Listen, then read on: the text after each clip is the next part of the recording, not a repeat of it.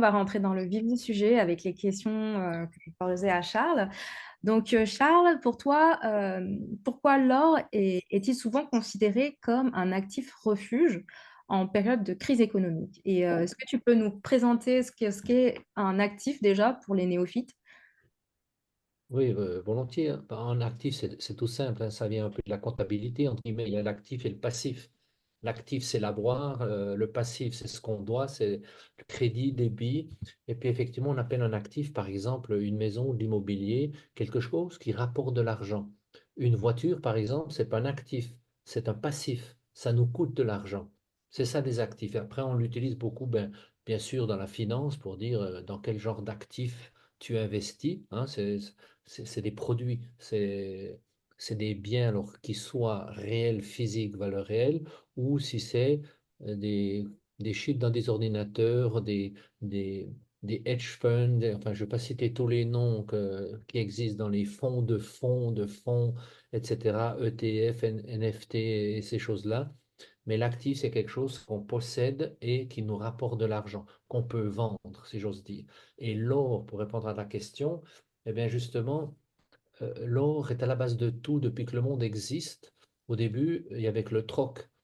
Et puis après, on a trouvé l'or, effectivement, pour faire des échanges ou pour assurer les monnaies. Parce que quand on a inventé les billets de banque, eh ben, c'était adossé à l'or pour garantir la valeur de ce billet de 10,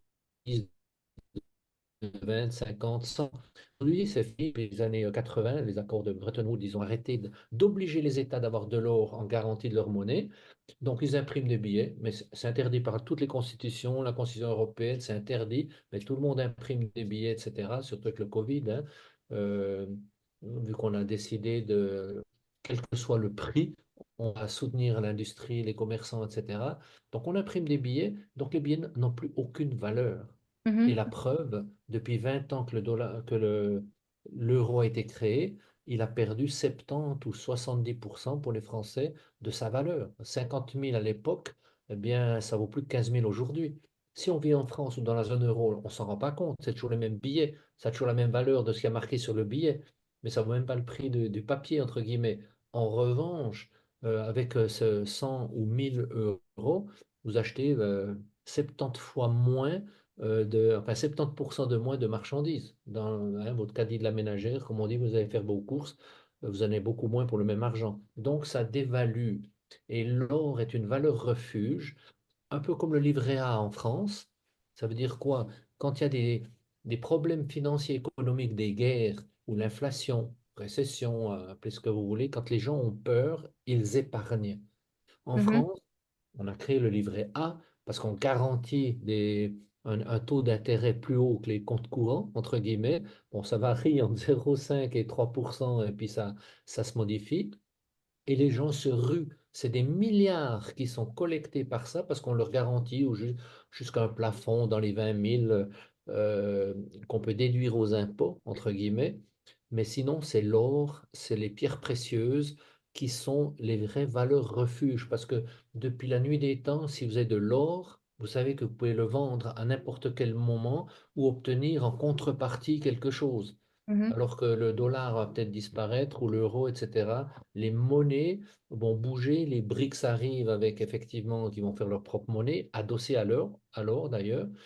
Donc l'or, quand ça va mal, les gens achètent de l'or. La preuve, D'accord. il est monté de 600%. Pendant que l'euro a perdu 70% de sa valeur, l'or est monté en 20 ans de 600%. Et il est énormément monté ces 2 dernières années parce que justement les gens ont peur, on ne sait plus quoi faire.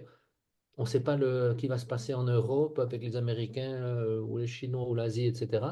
Donc, on se réfugie dans l'eau. C'est une valeur sûre. C'est Ou une une valeur pierre sûre. précieuse de couleur. D'accord. Donc, c'est une valeur sûre dont tu dirais que en termes de rendement à long terme, où se situerait l'or par rapport à d'autres actifs. Alors justement, donc voilà, c'est une valeur refuge, on est sûr, parce que l'or va jamais disparaître. On ne peut pas le brûler, on peut le fondre, c'est clair, mais pour beaucoup de degrés, on ne peut pas le brûler, il ne peut pas disparaître. C'est une valeur noble, entre guillemets, éternelle, que les gens adorent d'ailleurs. C'est beau. Et puis, qu'on prenne n'importe quelle période de l'or, que ce soit 30 ans, 20 ans, 10 ans, ça fait toujours une moyenne de 9% en moyenne de progression. Oui, il D'accord. y a eu une période d'une dizaine d'années là avant les 3 ans là depuis la guerre en Ukraine, etc., ou le Covid, il n'y avait pratiquement pas d'inflation. Donc l'or n'a pas augmenté. Mais maintenant que l'inflation est revenue, l'inflation qui est une dévaluation des monnaies en réalité, Mhm. qui est les trois quarts du temps complètement artificielle, mais on ne veut pas tomber dans la géopolitique, économique, financière ou les complotistes. Tout est un peu artificiel, entre guillemets, par les gouvernants, parce que ça les arrange. Parce que quand la monnaie diminue, leur dette diminue. Hein, les 3 000 milliards français, si l'euro se dévalue, c'est bon. Et c'est comme vous, si vous êtes propriétaire d'une maison, plus il y a de l'inflation, moins vous devez rembourser à la banque. C'est pas la même valeur. Donc c'est aussi un gain qu'on fait de ces 3 4 5 6 des fois ça monte à 8% l'inflation. Donc, l'or prend de la valeur. Maintenant, les gens ont peur et l'or se raréfie. Ça veut dire, selon les experts, d'ici 13 ans, il n'y a plus de mines d'or exploitables. Donc, il n'y aura plus d'or. C'est pas comme le pétrole qui se régénère. L'or, ça ne se régénère pas. Donc, il n'y aura que l'or qui existe. Que ce soit les États, que ce soit la Chine ou les BRICS, ou etc., ils en achètent des tonnes et des tonnes et des tonnes tous les jours, tous les mois, pour justement, parce qu'on sait qu'il n'y a que ça qui restera à la fin. Les monnaies, elles peuvent toutes disparaître ou ne plus rien valoir, dévaluation, tout ce que vous voulez, alors que l'or, ce sera toujours là. Ce sera toujours D'accord. l'étalon or, comme on dit. D'accord. Mais du coup, quels sont les principaux facteurs aujourd'hui qui vont influencer le prix de l'or sur les Bon, marchés? justement, essentiellement, déjà, on est plus nombreux sur la planète, donc il y a plus de gens qui ont envie d'acheter de l'or, que ce soit en pièces ou en n'importe quoi. Et puis, donc, il y a l'insécurité qui fait que on achète, c'est l'offre et la demande, hein, que ce soit de l'or ou des billets de spectacle ou n'importe quoi, même une voiture, plus c'est rare, hein, il y a des voitures de collection, elles valaient 100 000 à l'achat, puis maintenant elles valent des millions, parce que c'est des voitures de collection, c'est comme des tableaux. Quand la demande est forte, les prix augmentent, que ce soit un billet de spectacle ou n'importe quoi. Et l'or, ça devient de plus en plus rare, et c'est la monnaie d'échange qui restera avec des pierres précieuses, c'est un peu la même chose. Donc, Mhm. c'est pour ça que ça monte. On est plus nombreux, il y a plus de demandes, il y a la peur, et puis il y a les BRICS aussi qui viennent, qui achètent beaucoup, beaucoup, beaucoup d'or pour mettre leur nouvelle monnaie, pour concurrencer les Américains, hein, tout ça, tout ce monde, enfin, le reste du monde est scindé en deux maintenant. Il y a l'Occident, surtout les Américains, qui n'ont de dollars, qui ne vivent grâce à ça, mais les BRICS, avec tous leurs alliés, ils veulent combattre ça pour sortir du dollar. Et le dollar, ben, il va perdre sa valeur ou il y aura des guerres supplémentaires. D'accord. Et tu me diras quels sont les conseils que tu donnerais pour choisir en fait entre investir dans des lingots d'or, parce qu'il y a différentes sortes d'or, on va dire, hein, des lingots d'or, les pièces d'or ou des actifs de sociétés minières. Alors justement, oui, il y a de tout. Par exemple, on extrait, pour l'instant, de l'or, on en extrait environ 3600 tonnes par année. Mais la joaillerie, pour faire des bijoux, etc., on demande 2000 tonnes par année. Les investissements, 937 tonnes. Les lingots d'or, pour les stocker, etc., c'est plus facile, c'est 1000 tonnes. Puis l'industrie aussi, on utilise beaucoup d'or dans l'industrie pour des composants, pour conducteurs et autres. C'est 330 tonnes, ce qui veut dire qu'on a une demande sur la planète de 4993 tonnes, mais on est capable d'en extraire 3653 tonnes. Donc, c'est pour ça que le prix monte aussi. Mais après, vous pouvez l'acheter, cet or. Ben, bien sûr, il y a des pièces d'or. C'est plus facile à transporter des pièces d'or, des Fresnelly ou des Napoléon, etc., qu'un lingot qui pèse 1 kilo. Ça se trimballe moins facilement que des pierres précieuses aussi, des diamants ou des pierres de couleur. Euh, c'est... Après, vous avez de l'or papier, comme on dit. C'est comme dans tout. Il faut se méfier. Un papier, ça reste du papier. Ça vaut rien. On vous dit que vous avez cela, mais si vous n'avez pas le stock d'or derrière, ça, moi, je vous donne, voilà, je vous donne un permis de conduire, un permis de circulation d'une voiture. C'est bien d'avoir le permis. Mais elle est où la voiture? Elle est dans quel garage? Au nom de qui? Hein, il faut toujours la valeur réelle. Donc, il faut se méfier de tout ce qui est papier. Il faut vraiment exiger vraiment les pierres précieuses en matériel. L'or matériel, c'est comme une maison. N'achetez pas un immeuble, je ne sais pas où, dans quel pays, dans les dom-tom et autres, si vous n'avez pas la preuve matérielle que l'immeuble existe et construit. Et ça, c'est important. Bah, Il du coup, faut toujours en général le matériel, la valeur tangible, l'objet, c'est comme l'immobilier. On ne peut pas partir avec un immeuble sous le bras, tout à fait. mais il faut encore être sûr qu'il existe et qu'il est à votre nom. C'est pour ça qu'il faut se méfier de tout cela. Du coup, toi, pour une personne qui est débutante, qui ne sait pas vraiment comment investir dans le marché de l'or, quels sont les critères justement les plus importants à évaluer lors de l'achat de pierres précieuses pour un investissement? Donc, tu en as cité un déjà par rapport à à la Oui. sécurité, mais voilà, je te laisse. Oui, donc voilà, ce qu'il faut vérifier, c'est justement la qualité de ce qu'on achète. Donc l'or, par exemple, ça se mesure en carats aussi, 24 carats, ou l'or fin, c'est 999, entre guillemets. Il faut vérifier cette qualité. Parce qu'il n'y a que un, hein, sur les 999, il n'y a qu'un, j'allais dire millième, qui n'est pas de l'or. Or, on peut vous vendre de l'or où il y a plus de plomb, de fer ou autre chose que de l'or. C'est quand on trouve une pépite, il y a pas, selon le morceau qu'on retrouve, il n'y a pas que de l'or dedans. Donc, il faut de l'or pur, de l'or fin. C'est Mhm, comme pour les diamants, la même chose. Les diamants ont beaucoup moins de valeur que les émeraudes, rubis, saphirs, qui sont des pierres de couleur, qui officiellement, d'ailleurs, sont des défauts. La couleur, c'est qu'il y a un défaut dans le diamant, si j'ose dire, mais ça donne c'est plus précieux parce que c'est rare, mais on extrait, enfin les diamants, on n'en extrait que très peu de tonnes, 1000 tonnes par année, même pas. Et puis les émeraudes, les pierres de couleur, c'est 15 tonnes, 15 kilos, pardon, on dit c'est 15 kilos par année. mhm. Les diamants, on peut les synthétiser. On peut faire des bijoux synthétiques. C'est pas du diamant. On ne voit pas la différence si on n'est pas. Et donc ça, il ne faut pas payer les prix d'un vrai diamant pour, je ne veux pas citer des marques de bijouterie, joaillerie qui sont très forts là-dedans. Hein, c'est pas des diamants. Donc c'est pour ça que les diamants ont beaucoup moins de valeur que les pierres de couleur et que l'or. D'accord.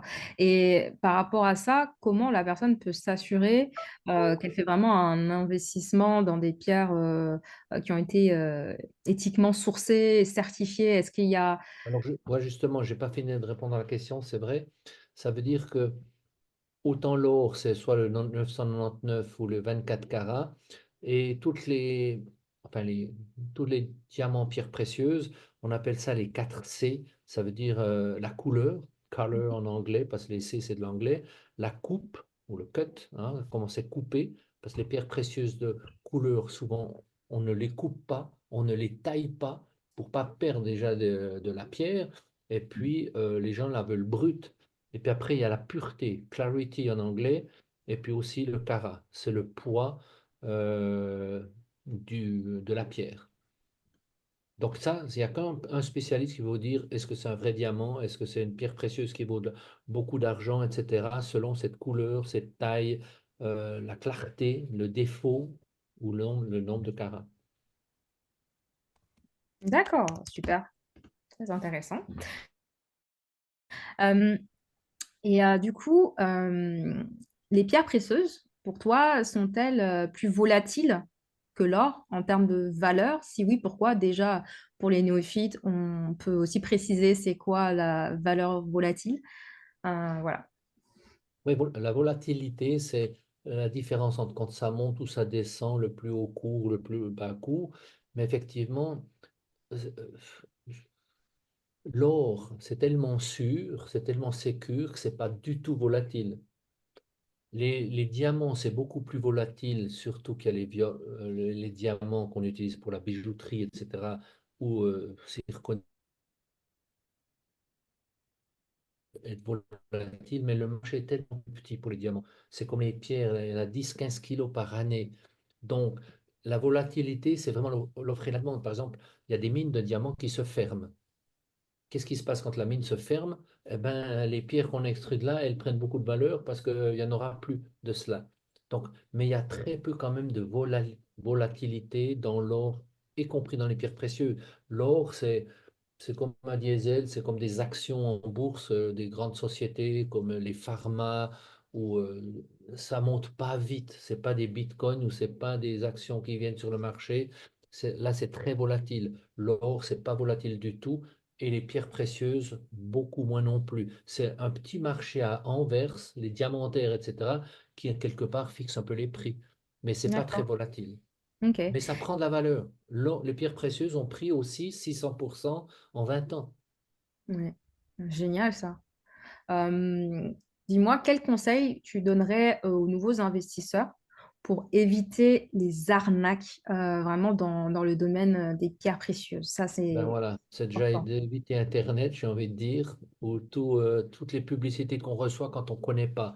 Après, il faut faire des recherches, hein. Est-ce que cette société existe? Souvent, les sociétés existent. Elles sont très fortes, les arnaqueurs, hein. Ils ont les mêmes sites qu'une banque ou une vraie mine d'or ou ce que vous voulez. Mais c'est le problème de nos jours, on ne sait plus qui croire ou si c'est vrai, si c'est un fake news, comme on dit, c'est une arnaque qui peut copier des sites ou faire investir quelque part. Ça veut dire que moi, je travaille par exemple avec le numéro un européen, ça s'appelle Degussa, hein, c'est en Allemagne, ils ont des bureaux à Paris, à Madrid, à Genève, à Zurich, etc. Mais il faut vraiment un papier de leur part, un certificat de leur part. Puis après, ben, on peut aller chercher un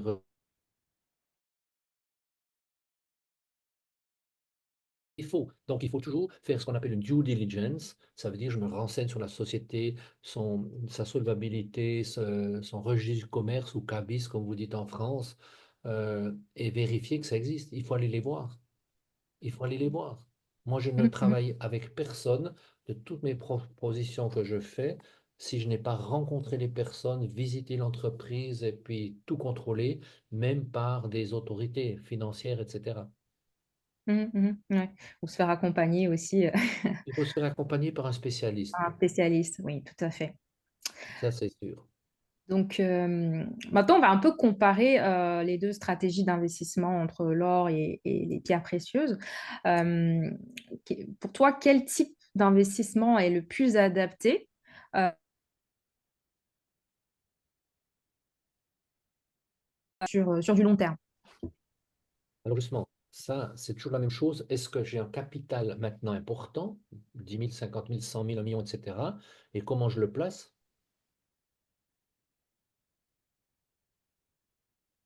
Pas assez capitaux et qui ne peuvent que mettre 50, 100, 200, 300, 500 ou 1000 par mois de côté ou de temps en temps. Ça, c'est des stratégies différentes. Un versement unique, on a de l'argent, on le place, ou je constitue une épargne mois par mes revenus, etc. Après, il faut diversifier. C'est pour ça que moi, dans tout ce qui est or et pierres précieuses, je fais moitié-moitié. Parce que les deux ont plus de 600% de grandeur. Les pierres précieuses ont un immense avantage. Ça pèse beaucoup moins.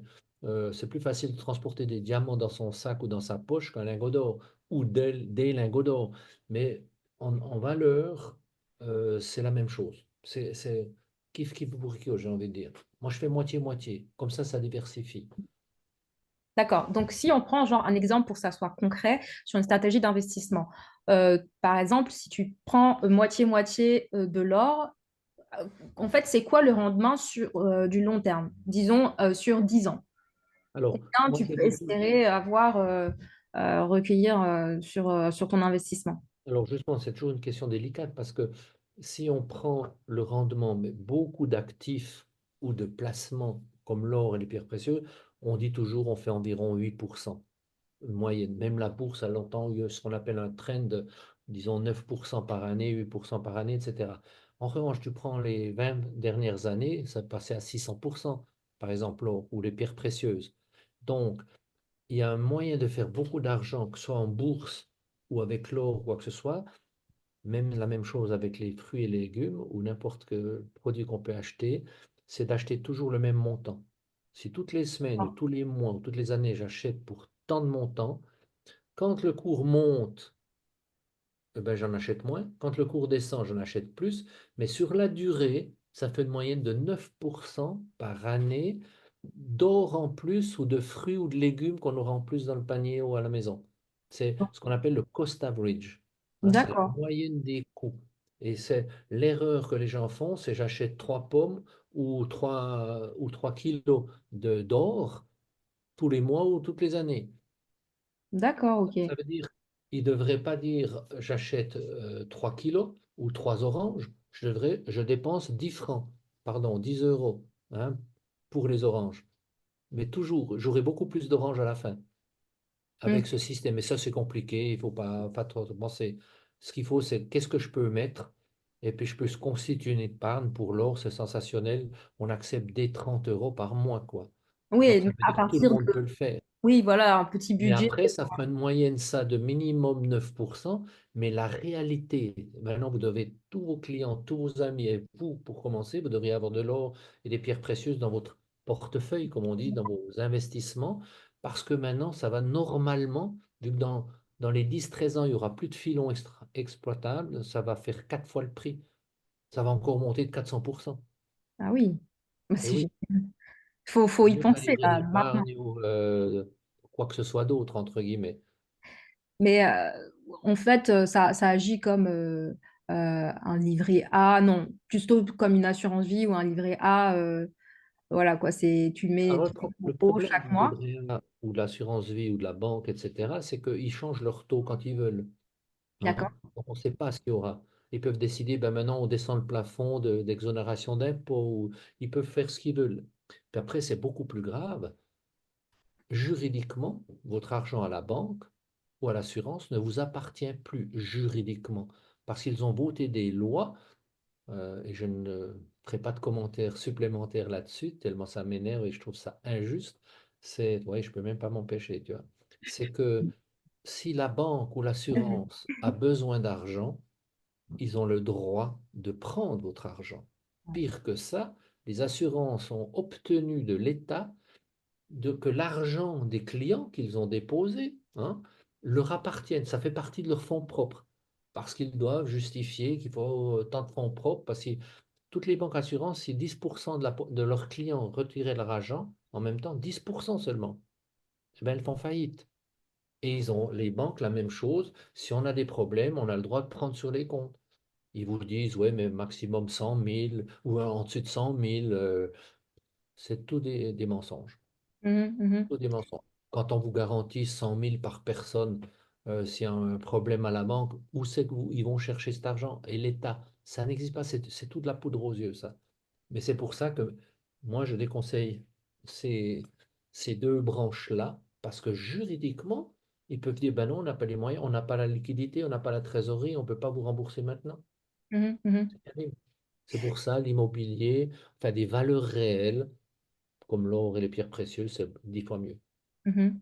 Et du coup, moi, par exemple, je souhaiterais commencer à investir dans l'or. Quelle plateforme tu me conseilles pour démarrer? Enfin, comment on fait de manière concrète en fait pour pouvoir investir Alors dans voilà, l'or moi et ce bien que je précis? propose, si je peux partager l'écran, Bien sûr. euh, ouais, je devrais pouvoir le faire entre guillemets.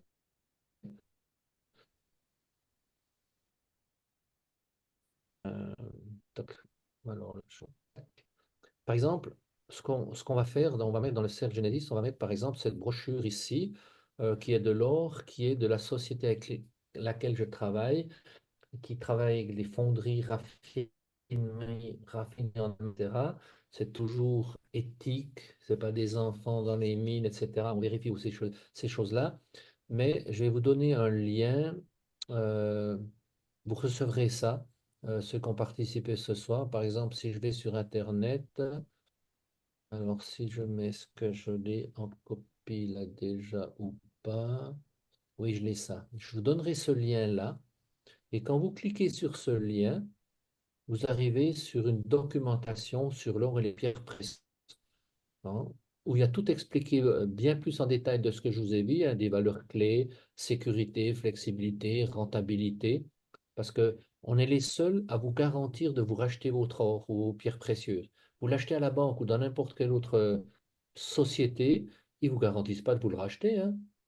C'est important de comprendre ça. Et c'est pour ça que je dis, pour nous, l'or et les pierres précieuses, c'est comme si on avait de l'argent liquide. Ça veut dire qu'on peut le vendre à tout moment. et nous, on garantit le rachat sans frais. Non. Et là, vous aurez par exemple une vidéo sur la brochure qui dure, voyez, 14 minutes. C'est une vidéo qui est parlée, qui est commentée. Vous avez aussi, c'est une brochure avec euh, les informations principales. Et puis, vous pouvez justement vous commander. Soit il y a en classique, ça veut dire je verse un montant une fois, ou premium, ça veut dire c'est une mensualité. Et vous pouvez dire, ben voilà ma commande, je veux commander de l'or, qu'est-ce que je fais? Vous cliquez sur commande, et puis vous dites paiement unique, vous voulez mettre 1000, 2000, 3000, 5000, 50 000, ce que vous voulez, ou par mensualité. Et là, vous mettez, ben voilà, versement, par exemple, si c'est un versement unique, c'est minimum 1000 euros. Si c'est des pierres précieuses, la même chose. Ou si c'est des mensualités, c'est minimum 30 euros par mois. Et vous pouvez en tout temps arrêter de cotiser, hein, augmenter le montant, diminuer le montant, c'est flexible. Et vous pouvez le retirer quand vous voulez. Vous avez juste à remplir ça. Mhm. Et puis après, si vous êtes en Allemagne, en Europe, on dit autres pays parce que par exemple la Suisse n'est pas l'Europe, donc on doit mettre autres pays ou les pays africains ou d'autres.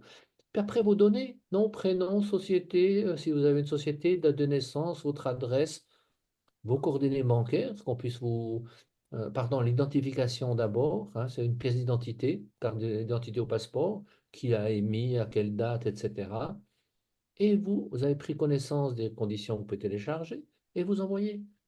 Et quand vous avez fait cette demande, on vous débite rien pour l'instant. On va vous envoyer un contrat dont vous avez demandé pour 1000 euros d'or ou 10 000 ou 30 euros par mois ou 100 ou 200 ou 300 par mois. On vous envoie un contrat et là, vous devrez signer et vous avez le compte où vous envoyez l'argent. Et puis vous avez après un compte client qui, effectivement, je peux arrêter le partage, vous voyez votre stock d'or, vous voyez la valeur tous les jours, hein, vous avez la valeur de l'or ou des pierres précieuses quotidiennes. D'accord. C'est une simplicité, en 3 minutes, vous achetez de l'or et en 3 minutes, vous le vendez. Et par rapport aux revenus qu'on a, est-ce que c'est imposable? Si Alors, jamais- très bonne question. Ça, c'est l'avantage de l'or et des pierres précieuses. En Suisse, zéro impôt. D'accord. Et en En France? France, après 1 an de détention, zéro impôt. Ah, C'est nouveau. Avant, ils prenaient 30%, puis selon le nombre d'années, ils enlevaient 8% chaque année d'impôt. Maintenant, c'est nouveau. Si vous les détenez plus d'une année, c'est zéro impôt sur l'augmentation. Donc d'accord. ça, c'est un autre avantage. Un autre avantage. Bah, je m'en vais de Spa aller Absolument, je vous conseille. m'inscrire pour commencer à investir dans l'or et les pierres précieuses parce que je trouve ça hyper intéressant. Même pour des petits budgets, hein, enfin, 30 euros, Évidemment, c'est quoi? Enfin, c'est le prix d'un restaurant.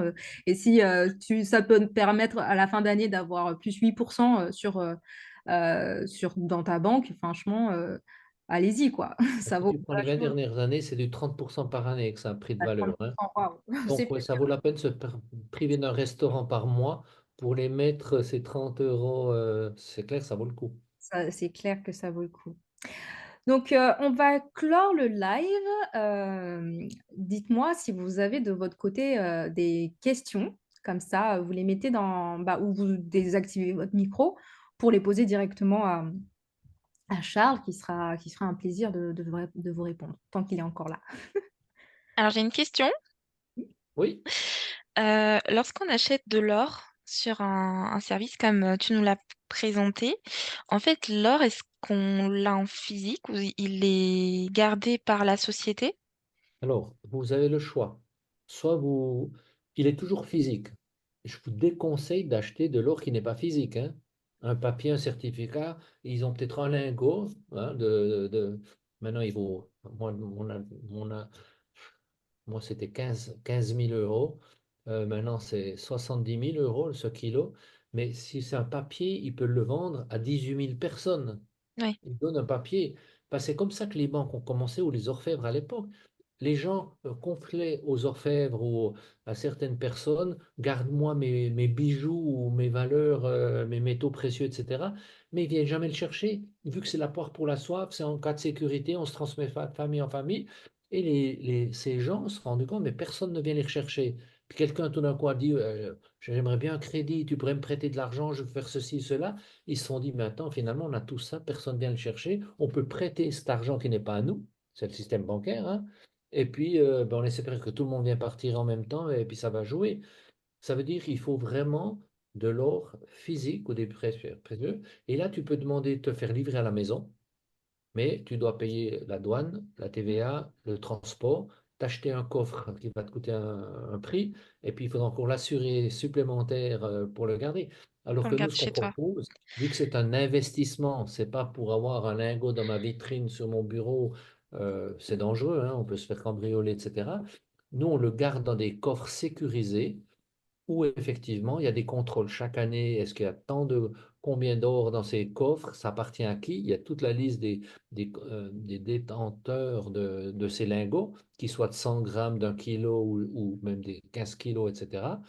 Et puis il n'y a que 3 personnes maximum qui peuvent aller voir cet or, le regard constaté de visu. Ces 3 personnes ne doivent pas se connaître ou travailler ensemble ou d'être de la famille, etc. Et une de ces personnes a l'obligation d'avoir une assurance agréée par les autorités financières du pays, donc là l'Allemagne, qui doit garantir qu'elle a une assurance de plus de 100 000 euros. Et le coffre n'appartient pas à la société chez qui on met ce coffre. C'est un coffre qui appartient aux clients qui ont mis des lingots dedans ou des pierres précieuses. Ça veut dire que si la société des Gusa ou autres faisait faillite, c'est pas dans la masse en faillite. C'est pas à eux, c'est pas leur bien. Alors que si vous avez de l'argent à la banque ou à l'assurance, ben, si elle fait faillite, vous avez tout perdu. D'autres questions? Très bien. Ou est-ce que j'ai répondu à la question? Tu as répondu à ma question, merci. Moi, je conseille de laisser dans le coffre sécurisé. Moi, Si j'ai une on a des question. frais. Ces questions dans le cercle. On va clore là, il se fait un peu tard. Donc voilà, ben, en fait, vous pouvez retrouver le live sur le cercle. Il y aura un replay disponible. Voilà, comme vous l'aurez compris, hein, ici, dans le cercle, on parle vraiment d'investissement de manière générale.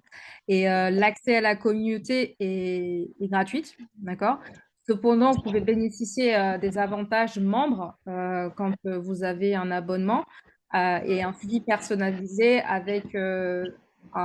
et avoir un référent donc pour vous accompagner dans vos stratégies d'investissement.